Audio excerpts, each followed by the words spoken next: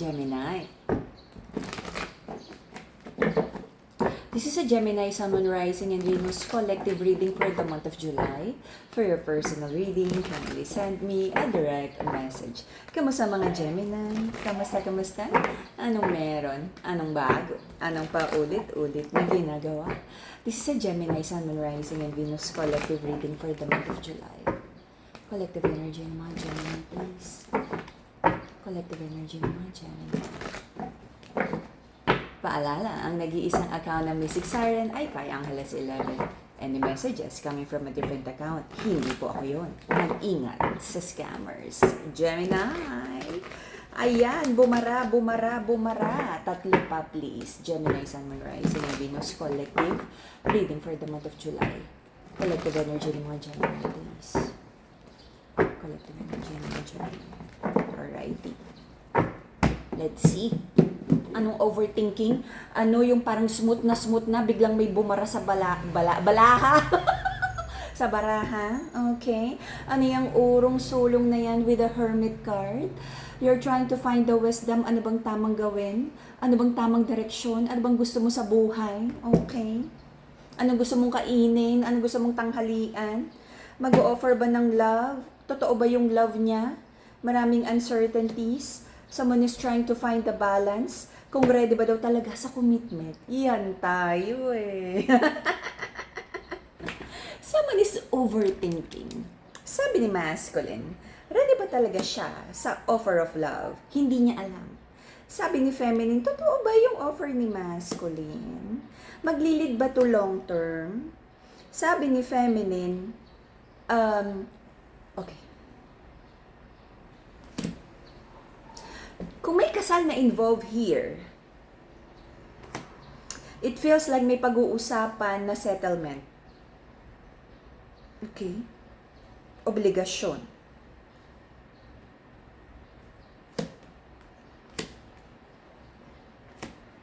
Nagkaroon ng mga, okay, this is like a past energy, nagkaroon ng promise of love sa isang feminine, and then may na-involve na iba.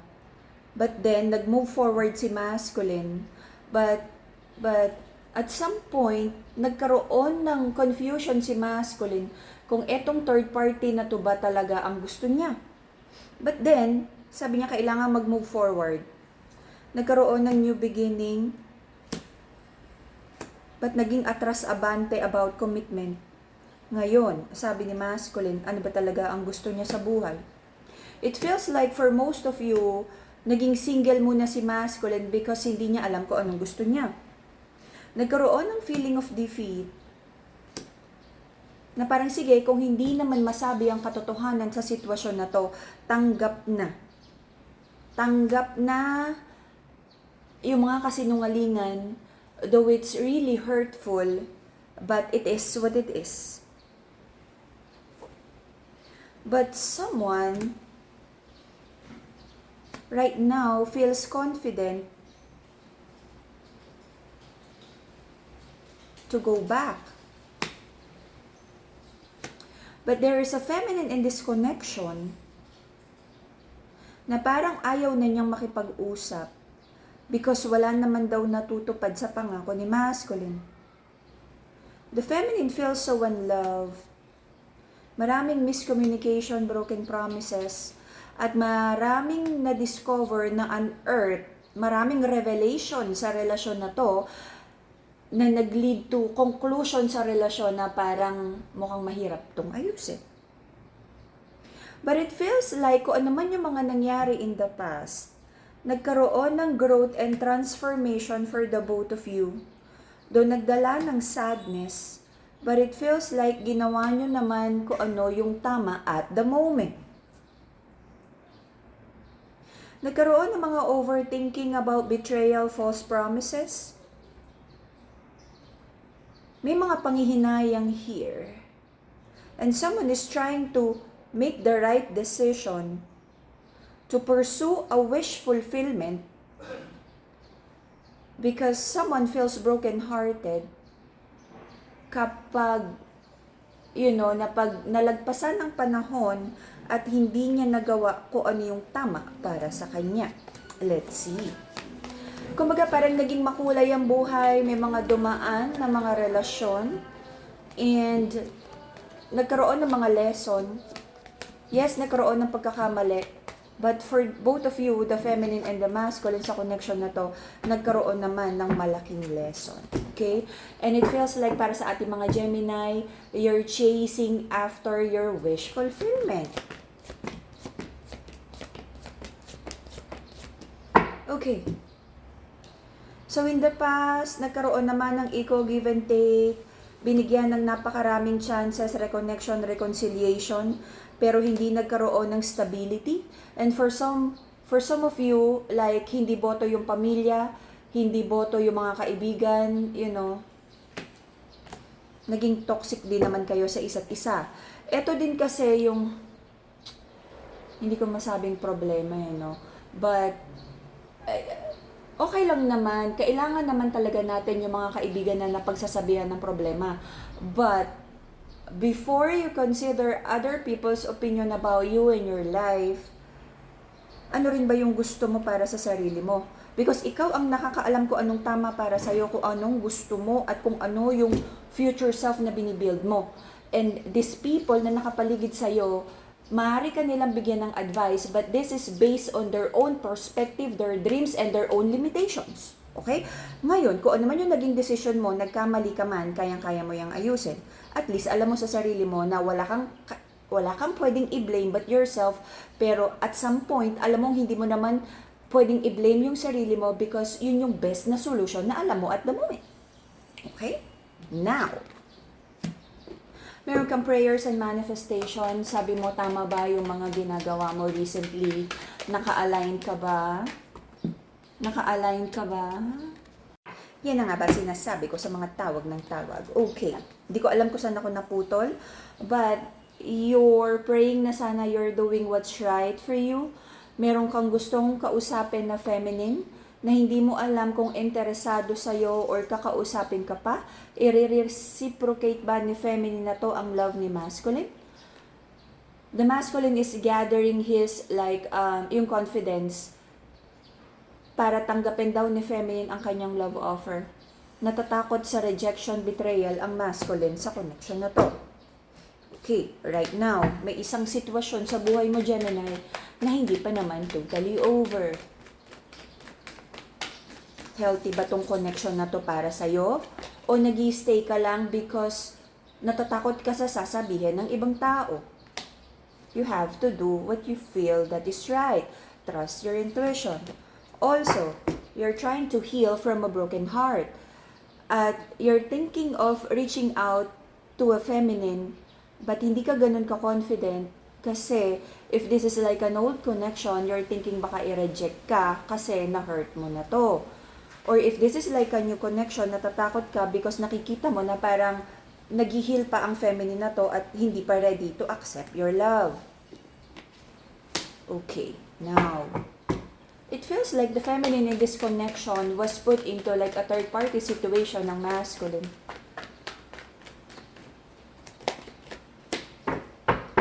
If this masculine would try to reach out to the feminine, and kung super single ang masculine na to, walang sabit at walang naghahabol, I don't think so.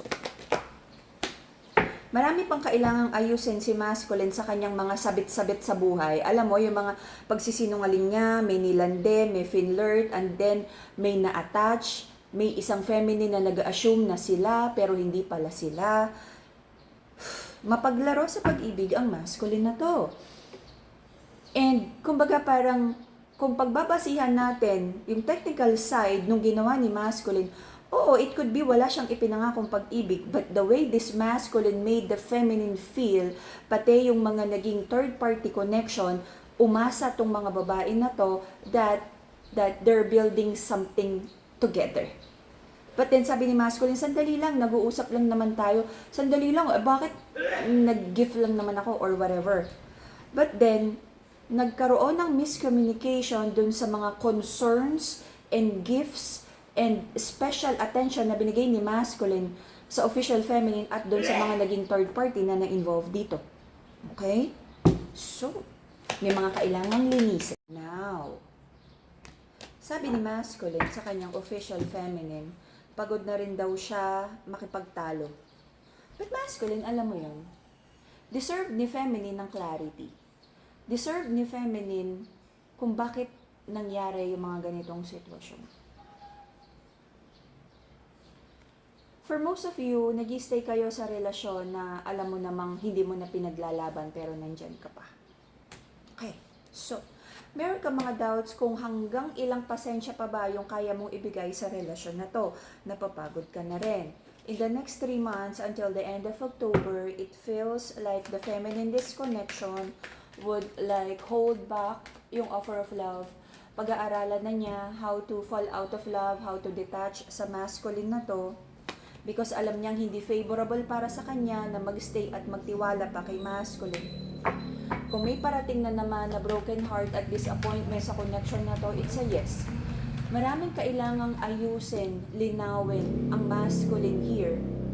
Because nagkaroon siya ng promise of love sa isang official feminine. At yung pagiging too friendly and too, I don't know, alam mo, hindi ako naniniwala na ang lalaki ay magbibigay ng atensyon, ng special attention sa isang babae kung wala siyang love interest doon. Sa totoo lang, hindi ganon mag-function ang mga lalaki. Nagbibigay lang yan ng atensyon kung may agenda sila. Nagbibigay lang yan ng atensyon kung may interest sila. But other than that, wala silang pake. Ayaw nilang pag-usapan, hindi nila bibigyan ng atensyon because, of course, their time is valuable. It feels like there's a feminine in this connection na i-manage ang kanyang expectations at unti-unting i-let go yung mga dreams na binild niya with the masculine. Unti-unti tatanggapin niya yung defeat and broken heart energy sa relasyon na to. Slowly letting go. It is what it is. But may little hope pa rin na sana makipag-usap sa kanya si masculine kung ano ba talaga. The masculine in this connection is not ready to sincerely offer his cup of love and very distorted yung definition niya ng love. Ito kasi yung nagiging issue na pagdating sa relationship na parang yung mga expectations because most of us, we are like expecting na yung definition natin ng love is the same as our person's definition of love. But most of the time, it's not. Like, it could be for the feminine definition of love is like quality time, provision, and like commitment na sila lang.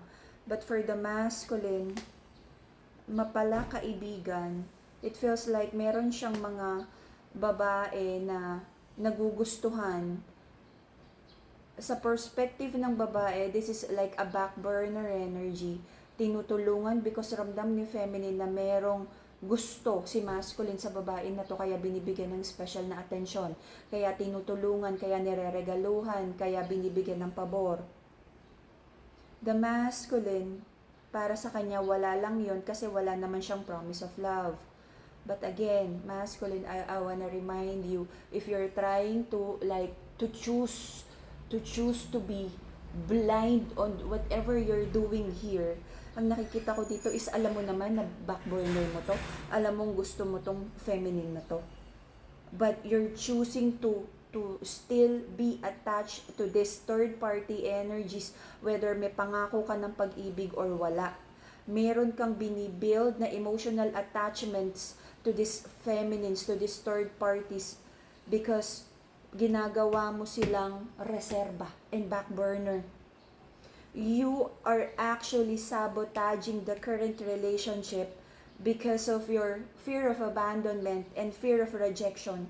Na if ever that this current relationship won't work out, naka-lukewarm na tong mga tinutulungan na babae at binibigyan mo ng special na attention.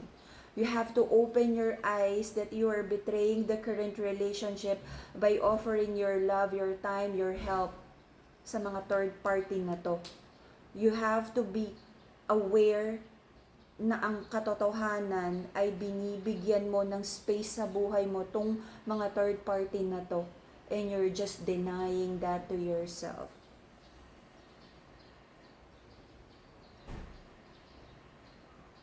You're trying to lie to yourself and you're believing that lie, masculine. You are believing that lie you're telling yourself. And you have to be self-aware on that. You are disrespecting the current relationship by building connection outside the relationship because you're convincing yourself that this is just your friend, wherein you know these feminines are not just a friend to you.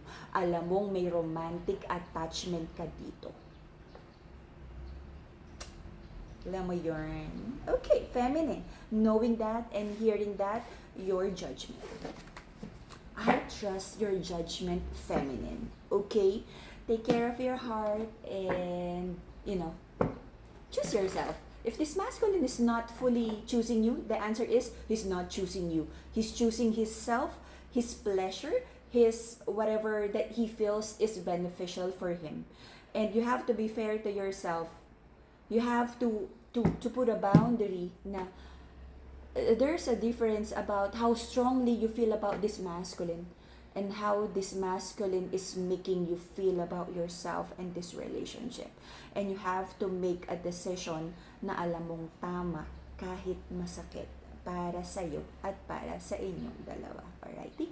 And that will be the Gemini Sun, Moon, Rising, and Venus collective reading for the month of July. See you again in a few days for your bonus reading. And yeah, PM me for your personal reading. And yeah, PM muna. Kapag hindi ako sumasagot, that means I'm in a scheduled reading. Bye-bye, Gemini.